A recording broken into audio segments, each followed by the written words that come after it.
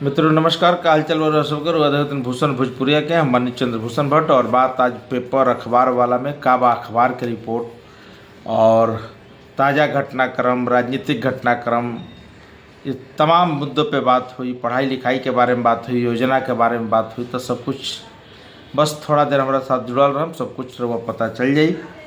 तो 32 मंत्री के शपथ ग्रहण के साथ सम्राट चौधरी माननीय मुख्यमंत्री, कैबिनेट के 2 उप मुख्यमंत्री के साथ में टोटल 35 मंत्री के साथ भारी भरकम मंत्रालय और सारा प्रशासन चलावे खातिर, दायित्व संभाले खातिर सारा मंत्री लोग का शपथ ग्रहण हो गई बा।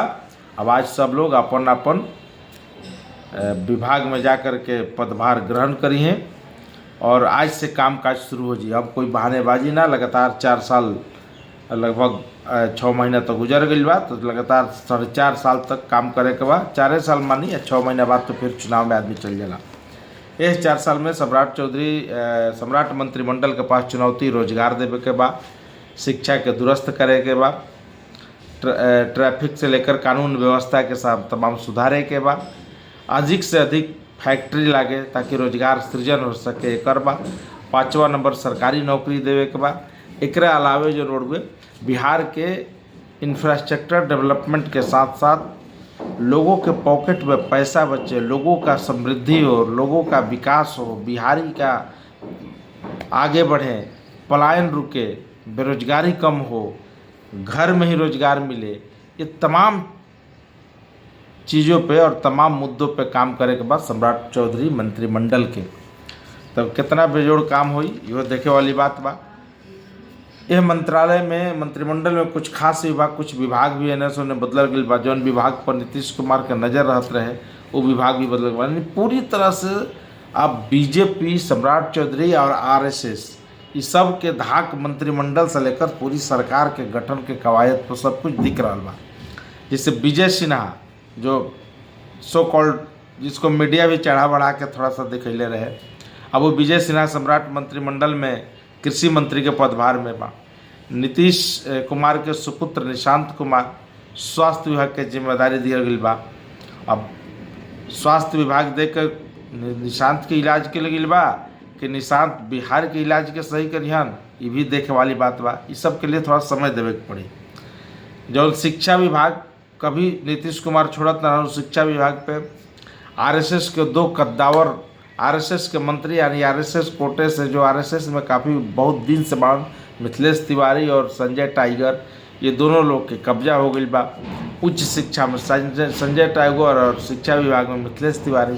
तब का पढ़ावल जाए, का लिखावल जाए, का इससे आगे सिलेबस रही, लोअर से लेकर हायर तक के, ये सब कुछ सम्राट चौधरी मंत्रिमंडल के बीजेपी कोटा से तय हुई। यह शिक्षा विभाग का नीतीश कुमार छोड़त ना रहन और छोड़त रहन कोई दूसरा विभाग के अगर मंत्री, आरजेडी कोटा में एक बार याद बा मंत्री रहन, ओ जो रामायण पर बोलत रहन, देखी नमवा भूल रहा बनी, नमो याद नहीं क्या आवत, तो उनके बारे में तो कहत रहन कि हमने के खाली नाम के मंत्री बनी जा, सब काम तो सेक्रेटरी सीएम हाउस में जाके करता है। यानी सीएम हाउस से शिक्षा विभाग चलते रहे।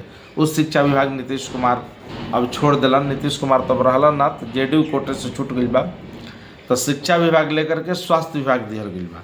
स्वास्थ्य विभाग तो टफ भी बा, ओकरा से बिहार के राजनीति और बिहार के दशा दिशा के साथ साथ बिहार से स्वास्थ्य विभाग के भी हाल टीवी से लेकर मीडिया तक दिखेला कि का हाल बा। अब अस्पताल के का हाल बा, अस्पताल में कुत्ता बैठता बेड पर कि कुत्ता के इलाज होता कि आदमी के इलाज होता तो समुचित इलाज होता कि नहीं होता, ये तमाम व्यवस्थाएं बढ़ुए। अब व्यवस्था के सुधारे की जिम्मा निशांत के दिए गई बा। देखिए निशांत कितना करता हूँ। सम्राट चौधरी मंत्रिमंडल में doctor, engineer, professor, MBA, PG, PhD सब के भरमार बा। ज़्यादातर मंत्री 60 साल के नीचे, यानी 50 से 60 के बीच में ज़्यादातर मंत्री हैं। 36 साल के 2 मंत्री, श्रेयसी सिंह, दीपक प्रकाश, ये 2 36 साल के मंत्री हैं। बाकी मंत्री 46 साल, 45 साल, 55 साल, 52 साल, 58 साल, यानी 60 के नीचे बा। एक तरह से यंग मंत्रिमंडल कहल जाए। लेकिन यंग मंत्रिमंडल के स्वरूप का निकल के आ रहा बा, कितना तेजी से रोड पर काम हुई, जमीन पर काम हुई, ये देखे वाली बात बढ़ गई। एक अलावा राज्य में राष्ट्रीय औसत से कम अपराध, लेकिन किशोर के अपराध के मामले में बिहार सबसे अधिक बा। जघन्य अपराध में 1935 से बढ़ के 5035 तक पहुँच गई बा। प्रति लाख व्यक्ति की आबादी पर 83% मेट्रो शहर यानी पटना में 83% इजाफा भइल बा। ये पर एगो पुलिस विभाग के सोचे के बात बा। भागलपुर में जौन ब्रिज गिरल बा, वो ब्रिज के विक्रमशिला सेतु ओकरा के बनावे खातिर लगातार काम चल रहा बा। ओकरा में टेंडर प्रक्रिया से लेकर तमाम प्रोसेस रिपोर्ट सब हो रहा बा। बोया बेली ब्रिज बनी, ब्रिज बनी, साथ में 2 लेन का ट्रस ब्रिज भी बनेगा। बेली ब्रिज के मतलब कि जो पार्ट टूटा है वो पार्ट को जोड़ दिहल जाई। ओकरा बारे में हम अलग से बात करब कि बेली ब्रिज कैसे बनेला। ममता बनर्जी इस्तीफा नहीं देते पश्चिम बंगाल में, तो राज्यपाल कल रात में विधानसभा भंग कर दौरान राज्यपाल के पास शक्ति रहे। अनुच्छेद 172(2)(b) के तहत राज्यपाल उस शक्ति के इस्तेमाल करते हुए और 17वीं विधानसभा के कार्यकाल के समाप्त यानी भंग कर दौरान अब नया सरकार बने खातिर रास्ता तैयार हो गई बा।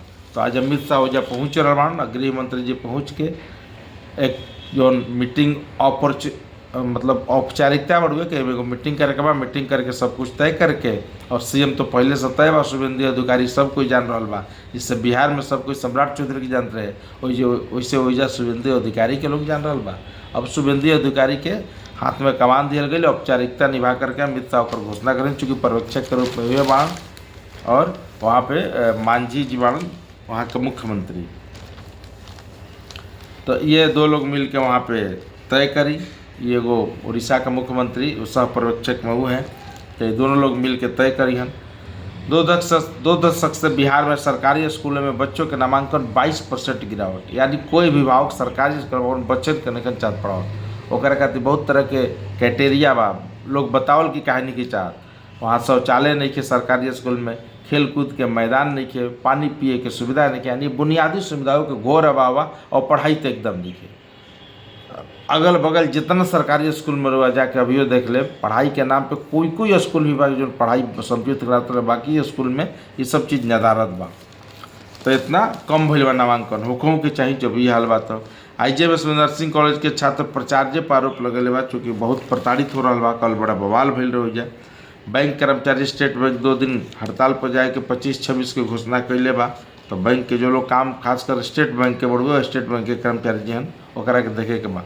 हर दिन 2 अंचल के समीक्षा, कामकाज के समीक्षा कल जी 3:30 बजे से 4 बजे तक समीक्षा हुई। हर दिन 2 अंचल के कहाँ तक जमीन सर्वे के काम पहुँचल, कहाँ तक कोई प्रॉब्लम नहीं है, झगड़ा वाद विवाद सबके निपटावे खातिर, पारदर्शिता पर जोर लावे खातिर भूमि राजस्व सर्वे विभाग जो बा एकरा के हर दिन 2 अंचल के वीडियो कॉन्फ्रेंसिंग के जरिए समीक्षा बैठक हुई। AI कैमरों और इंटेलिजेंस सिस्टम से लैस हुई अब ट्रैफिक चौराहा।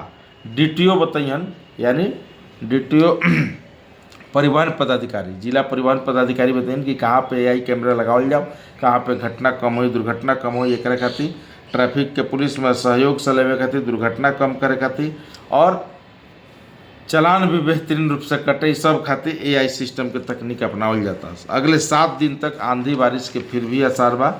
तो ये सब चीज़ चलत है, सोच समझ के थोड़ा सा, और गर्मी भी बा, तो में खान पान पर ज़्यादा विशेष ध्यान देगा, नहीं तो तबीयत खराब हुई तो बड़ा मुश्किल हो जाए। साइबर प्रहार, साइबर अपराधी लगातार अटैक कर रहे बिहारी के, और साइबर पर लगातार बिहार पुलिस भी हमलावर बा। साइबर प्रहार में 30 में 31 FIR, 50 अभियुक्तों की गिरफ्तारी महज थोड़े से दिन में होल बा। स्मार्ट मीटर में 100% काम कल जाओ, एक खातिर लगातार समीक्षा बैठक चल रहा बा। एगो और संजोग बा कि एक ही गांव के 2 मंत्री और 1 प्रखंड के 2 मंत्री बनबा, ये एगो अनोखा संजोग बा।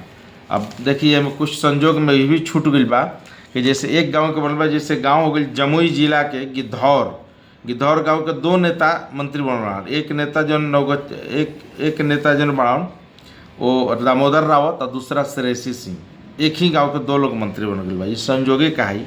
एगो 1 प्रखंड के यानी अनुमंडल के बनल बा। नवगछिया अनुमंडल के बीहपुर विधानसभा क्षेत्र में भारी उत्साह बा, चूँकि वजह के इंजीनियर शैलेंद्र कुमार जो भाजपा के भूमिहार कोटा से विधायक हैं, उनका के पथ निर्माण विभाग के मंत्री बनाल गई बा। और शैलेश कुमार बुलू मंडल ये भी मंत्री पद के शपथ ले बनता है। मतलब एक प्रखंड से 2 मंत्री या एक गांव से 2 मंत्री, तो एगो महज संजोग ही बा। रोहतास जिला के छोड़, रोहतास जिला से कोई मंत्री नहीं है। रोहतास बक्सर खाली बा। कैमूर से एगो जमा खान और भोजपुर से तो 2 गो संजय टाइगर और एगो जगदीशपुर के जन विधायक बाड़न उनका के बनावल गइल बा कुशवाहा, श्री भगवान सिंह कुशवाहा, तो 2 गो एने से मंत्री बनला। और रोहतास जिले साहब चूँकि रेट मालगुजारी, खेती, सिंचाई, पानी सब के व्यवस्था वजह से होला। और वो साहबाद जौन बा वो गढ़ बा कम से कम कृषि खातिर और अर्थव्यवस्था खातिर, लेकिन वजह से मंत्री ने के बहुत पहले जय कुमार सिंह के बनाल गए रहे। ओकरा बाद से लगभग खाली ये चलता। अभी फिलहाल में संतोष जी रहन श्रम मंत्री कुछ दिन के लिए, तो ओकरा बाद से ये बार नहीं के बनल। एक ये बड़ुए अब मध्याह्न भोजन में सांप के बच्चा मिल गई। अब देखिए कितना ढिलाई बा। सहरसा के महिषी प्रखंड के 250 बच्चे बीमार, वो खाना खिलन तो कहीं के बारे में कोई शक नहीं है। ये हाल बड़ुए लापरवाही बा, और वो में सरकार के कोनो गलती नहीं है, लापरवाही बा। बाकी विक्रमशिला में जो ब्रिज गिरल बा ओकरा पर एगो बड़ुए के भाई लगातार दोनों तरफ से नाव चल रहा बा।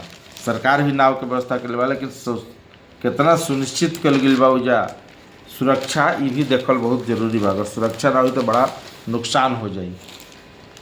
अब शहर में अगर पटना में हालत जर्जर बा, लगातार खबर छप रहा बा कि बुडको ने कहा काम पूरा हो गया ज़मीन पर सीवरेज पाइपलाइन का, और पथ निर्माण के विभाग के दिलस रीस्टोर करे खातिर। लेकिन जब वो जायजा अखबार में लिखल गई बा तो पता चलता कि 9 स्थान पर बड़ा गड्ढा, 4 जगह पर सड़क किनारे पाइप रखल बा, लगातार अभी काम चलते बा। तो लेटर में कैसे लिख दिया गई कि भाई स्वास्थ्य, ये शिक्षा, पथ निर्माण विभाग के सौंप कैसे दियल गई कि जब हम काम कर लेनी, जब काम ऑलरेडी चल रहा बा। तो ये मामला भी तब उठल जब कल एक आदमी गड्ढा में गिर गई रहे, नमामि गंगे के खोदल गड्ढा में गिर गई रहे सीवरेज वाला में, तब जाके ये मामला उठल। तो थोड़ा सा अब एक पर थोड़ा IAS लोग के लग के और बुडको के MD के लग करके एक पर कार्रवाई करे के चाहिए, ताकि दूसरा घटना ना हो पाए। ये बड़ा महत्वपूर्ण बा। तो ये अखबारी रिपोर्ट बा, और एमें रुआ काम के जो खबरें बा एक ध्यान से देखी, कमेंट करके जरूर बताई कैसन लागल। हम इस तरीके का रोज़ नया नया रुआ तक मैसेज सूचना पहुँचत रही। धन्यवाद।